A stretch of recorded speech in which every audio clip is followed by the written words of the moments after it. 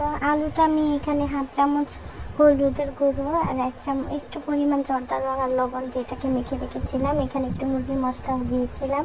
তো এই আলুটাকে আমি এখন ভেজে নেব তেলের ভিতরে। আর এটাকে একটু পুরোটাই হালকা হালকা ভাজা রাখতে হবে যাতে সিদ্ধ না হয়ে যায় পুরো। তো এখানে আমি পেঁয়াজটাকে এখানে বাদামি কালার করে নেব। তো এখানে আমি আধা কেজি পরিমাণ তেল একবারে দিয়ে দিয়েছি। আর হচ্ছে এখানে পেঁয়াজ কুচিটা 1 কাপের মতো নিয়েছি। যেহেতু এখানে আমি 2 কেজি চাল আর 3 কেজি মাংস এখানে ইউজ করছি, আমি মাংসটাকে টুকরো করে নিয়ে শুধু পিস হিসাবে নিয়েছি। তো এই হচ্ছে আমার মুরগিগুলো। এখন এটা আমি বিরিয়ানির মশলা দিয়ে রান্না করব। আর এটা হচ্ছে এই বিরিয়ানি মশলাটা দিয়ে সবগুলো উপকরণ দিয়ে কীভাবে খুব পারফেক্টভাবে বিরিয়ানি রান্না করা যায় সেই ভিডিওটা এখানে দেখাবো। তো এবার পিসটাকে আমি বেরেস্তা করে নিয়েছি আর কিছুটা পেঁয়াজ আমি উঠিয়ে রেখেছিলাম। আর এখন বিরিয়ানি মশলাটা দিয়ে এটাকে ভালো করে মশলাটাকে ভেজে নেব। এখানে কোনো প্রকার পানি এখানে অ্যাড করব না, একটু পরিমাণ পানি আগে দিয়ে নিয়েছি যাতে পেঁয়াজটা বেশি পুড়ে না যায়। তো এখানে আমি মুরগির মশলা 1 চামচ দিয়েছি। আর হচ্ছে এখানে আমি কিছু পরিমাণ জর্দা রং দিয়েছি কালারের জন্য। আর এখানে হাফ চামচের মতো মরিচের গুঁড়ো দিয়েছি। আর এখানে কোনো প্রকার কোনো মশলা আমি এখানে অ্যাড করি নাই। তো এই যে এখান থেকে আমি যে পেঁয়াজটা উঠিয়ে রেখেছিলাম তার মধ্যে একটু চিনি দিয়ে আমি পেঁয়াজটাকে হাতে ডলে রেখে দেবো এটা পোলার মধ্যে দেওয়ার জন্য। তো এটা হচ্ছে বেরেস্তাটা আমি একেবারে করে নিয়েছিলাম যাতে আমার দুবার পেঁয়াজটা ভাজতে না হয়। তো এই যে এখন আমি এখানে মশলা কষানোর পর তেল উঠে আসছে, তার মধ্যে এখানে আমি পরিমাণ মতো মাংসের জন্য লবণ দিয়ে মশলাটাকে আরেকটু ভালো করে কষিয়ে নেব। তো এখন আমি যে মুরগির টুকরোগুলো ধুয়ে রেখেছিলাম পানি ঝরে সেই মশলার মধ্যে আমি দিয়ে মুরগিগুলো দিয়ে ভালো করে এই পর্যায়ে কষিয়ে নেব। আর এখানে কোনো প্রকার পানি দিব না, এটাকে আমি প্রায় 20 থেকে 25 মিনিট এটাকে এভাবে একটু পর নাড়াচাড়া দিয়ে মশলাটাকে কষিয়ে নেব। তো দেখুন এই যে এরকম কষানোর পর মশলাটা হালকা এরকম সিদ্ধ হয়ে আসছে। আর এটা এরকম তেলের উপরই ভাজতে হবে, না হলে এটা ফ্লেভারটা ভালো আসে না।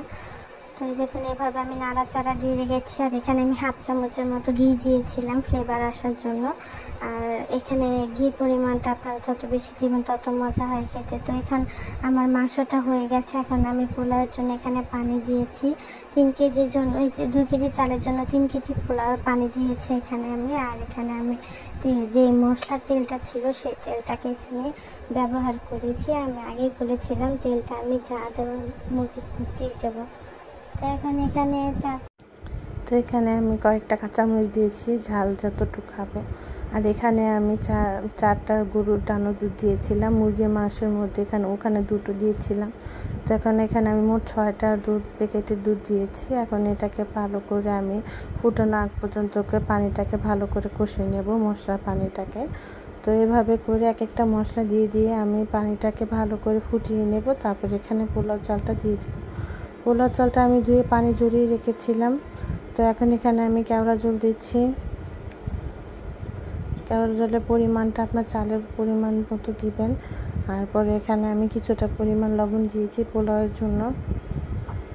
যেহেতু মাংসে আমি আগে মশলা দিয়ে মাংসটাকে কষিয়ে নিয়েছি। আর এখানে আমি 3 চামচের মতো লবণ দিয়েছি 2 কেজি চালে। এখন এখানে আমি কিছুটা পরিমাণ কিশমিশ দিয়ে দেব। কিশমিশে আপনার চাইলে আলু বোখারাও দিতে পারেন, আমি এখানে বাদাম বাটাও দিয়েছি। তো এই যে কিশমিশগুলো এখন দিয়ে এখন পানিটাকে ভালো করে ফুটিয়ে কিছুক্ষণ জাল করে নিব। যেহেতু এখানে আমার চালের পরিমাণটা 2 কেজি ছিল, আমি এখানে 3 কেজি পরিমাণ পানি দিয়েছি। আর যদি আপনার চালটা বেশি পুরনো হয় তাহলে এখানে 4 লিটার পানি দিতে হবে। তো এই যে আমার চালটা একদম ঝরঝরা হয়ে আছে, দেখেছেন আগে থেকে ধুয়ে রেখেছিলাম। তো এখন এই চালটাকে দিয়ে আমি পোলাওটাকে ভালো করে আগে 90% মতো ফুটিয়ে নেব। তারপর এখানে আমি যে মুরগিটা ছিল সেই মুরগির মশলাটা এখানে অ্যাড করে দেব। তো এইভাবে আমি নাড়াচাড়া দিয়ে নিয়েছি যাতে চালটা নিচে দলা দলা না হয়ে যায়। তো লবণটা আমি চেক করে নিয়েছি, লবণটা একদম পারফেক্ট হয়েছে। তো এখন এখানে আমি ফুটে আসার পর 90% হয়ে যাওয়ার পর এখানে আমি মুরগিটাকে দিয়ে আলুটি যে ভেজে রেখেছিলাম সেই আলুটাকেও এখানে দিয়ে ভালো করে পোলাওর সাথে মিশিয়ে দেব। মিশিয়ে দেওয়ার পর এটাকে আমি প্রায় 20 থেকে 25 মিনিটের মতো দম দিয়ে রেখে দেব। তাহলে আমার পানিটাও আমার পোলাওটা পুরো রেডি হয়ে যাবে বিরিয়ানির। আর এটা খেতে খুবই মজা হয়। যারা একদম এভাবে রান্না খুবই কাঁচা, তারা এভাবে আমার মতো ভাবে চেষ্টা করবেন, ইনশাল্লাহ খুবই ভালো হবে। আর খেতে খুবই মজা হয়েছিল আলহামদুলিল্লাহ। তো এটা এভাবে করে আমি এখন পোলাওটাকে দমে বসিয়ে দেব। দমে বসিয়ে দেওয়ার পর এখানে পোলাওটা দেখুন আমার পুরো হয়ে এসেছে। আর পোলাওটার কালারটাও খুবই সুন্দর হয়েছে। ভিডিওতে তেমনটা বোঝা যাচ্ছে না, আপনারা বাসায় একবার হলেও বাসায় রান্না করে দেখবেন। আর যদি ভিডিওটা ভালো লেগে থাকে তাহলে অবশ্যই একটা লাইক, শেয়ার, কমেন্ট করে